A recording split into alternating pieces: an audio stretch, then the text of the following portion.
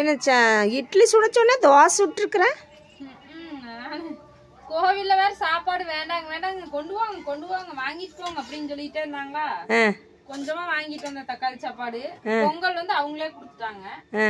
அப்புறம் அந்த பொங்கல் சாப்பிட்டு தக்காளி சாப்பாடு கொஞ்சம் சாப்பிட்டு எனக்கு சாப்பாடு வேண்டாமாமா சுகாசமா. அது என்னத்த சாப்பிட போகுதுப்பா, பொங்கலே அதுக்கு வயிறு நம்பி இருக்கு. 2 பேரும் சாப்பாடு வேண்டாங்கிறாங்க. இன்னும் அந்த சாப்பாடும் அப்படியே கிடக்குது. அதனால சரி அதை கொஞ்சம் கொஞ்சம் சாப்பிட்டு வயிறும் பசிக்கவே இல்லைங்க ஃப்ரெண்ட்ஸ். அங்க சாப்பிட்டது அப்படியே வயிறு பசிக்காத மாதிரியே இருக்குது. ஆமாங்க. இது என்ன கையில விளையோன்னு என்ன இப்படி வச்சிருக்கிற? சூடு பட்டுருச்சு, புண்ணாயிடுச்சு. அடப்பாவிய எப்போ? இப்பதான் அதுக்கு வந்து பேஸ்ட் உடனே தடவிட்டோம்னா அந்த ஆயில் பட்டது இந்த சூடு பட்டதுக்கெல்லாம் தடவிட்டோம்னா புண்ணு ஆகிறது இல்லை. அதனால அது தடவிட்டோம். ஐயோ என்னவாப்பா இப்படி சூடு வச்சிருக்கிற? எப்போ வச்சேன்? நான் இங்கே தான் ஆடு மேய்ச்சி போன போதும் ஒரு வேலையும் செய்யல. அந்த சட்னி அரைக்கும் போது அந்த பாத்திரத்து மேல அப்படி இப்படி முட்டிருச்சா எரிஞ்சிச்சு சொல்லி வச்சிட்டேன். என்ன இந்த அமாவாசை அன்னைக்கு வந்து பசுமாட்டுக்கு அகத்திக்கீரை கொடுத்தா ரொம்ப ரொம்ப நல்லதுங்களாமா. அது மகாலய அமாவாசையில் கொடுக்கணுங்க. கொடுத்தா எந்த தோசம் இருந்தாலும் விலகிடுமாமா. இன்னைக்கு ஏதோ ஆண்டவ முடித்து எங்க அம்மா ஒரு இந்த கருவேப்பிலை கொத்து இருக்குங்களா அது மாதிரி ஒரு இருக்கு கிடைச்சு அதை கொண்டு வந்து எங்க பசுமாட்டுக்கு கொடுத்தோம். ஆமாங்க நண்பர்களே, நான் சிறுவலூர் போகிற இடத்துல ஒரு மரம் அப்போ பார்த்தா கொஞ்சம் கீழாலேயே தெரிஞ்சுதுங்க.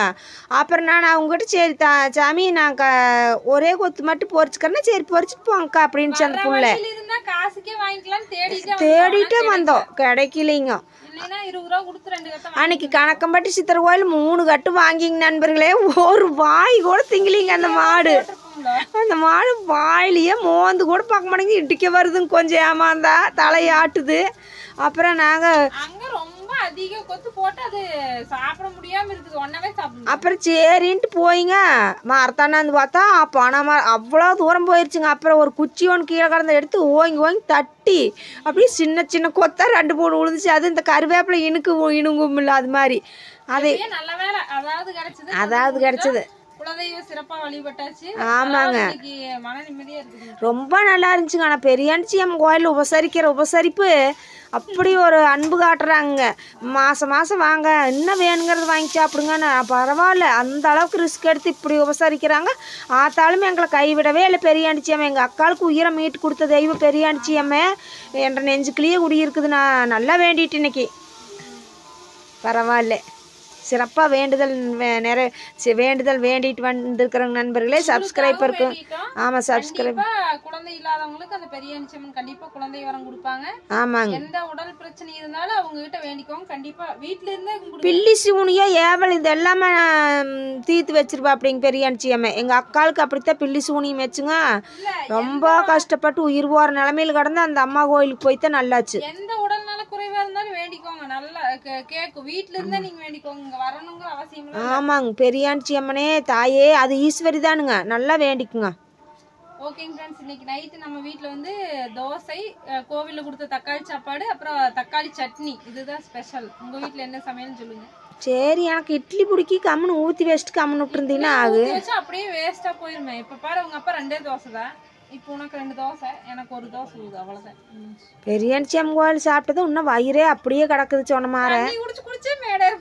ஆனா அந்த ஒரு சூப்பர் மனங்க, அப்படி ஒரு வாசனையா அருமையா இருந்துச்சுங்க சாப்பாடு. உப்பு காரம் எல்லாம் பர்ஃபெக்ட்டா போட்டு அப்படி ஒரு சில டைம் நான் ஜெய்வம் பார்த்து இதே மாதிரி இருக்கும்ல. அப்புறம் நாங்க எங்கேயோ பார்த்துட்டு நின்று இருந்தா கூட எனக்கு கனி கொடுக்குறாங்க, போய் வாங்க அப்படின்னு அப்படி ஒரு அன்பா சொல்றாங்க. கை கழுவிட்டு போய் உட்காருங்க, சாப்பிடாம போயிடாதீங்க. அத்தனை டைம் அந்த பெரியவரு கை கழுவி விடுங்க, தண்ணி கொடுங்க அப்படின்ட்டு அப்படி ஒரு அன்பா. அப்புறம் மாசம் வாங்க, மாசம் பக்கத்துலயே தான் நான் கண்டிப்பா ஓடிட்டு வந்துருவேனுங்க. ஆனா அது ரொம்ப தூரங்க நண்பர்களே. எடப்பாடி போகணும், எடப்பாடியே போகணும். ஒவ்வொரு டைம் போகும்போது யாருமே அங்க இருக்க மாட்டாங்க. அம்மா வரும்போது நான் மட்டும் போய் கும்பிட்டு வருவா.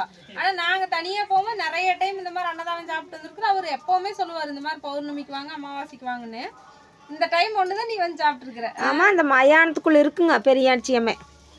நிறைய வீடியோ நான் போட்டிருக்கிறேன். கோயில் சுற்றியுமே ரொம்ப இதாக இருக்குங்க. மயானமாகவே இருக்குது. இருந்தாலும் நாம் அந்த அம்மா வந்து நம்மளுக்கு இது ரொம்ப சக்தி வாய்ந்த அம்மா. அந்த அம்மா போய் கும்பிட்டா எதுவுமே வராது. வீட்டில் இருக்கிற கெடுதலெல்லாம் விலகிரும். ரொம்ப நல்லதையே நடத்தி கொடுக்கும். நீங்கள் வேண்டிக்கோங்க. ஓகேங்க ஃப்ரெண்ட்ஸ், அனைவருக்கும் இனிய இரவு வணக்கம். பாய். வணக்கம் நண்பர்களே. வாங்க சாப்பிடலாம், தோசையாவது சாப்பிட்டுக்கலாம்.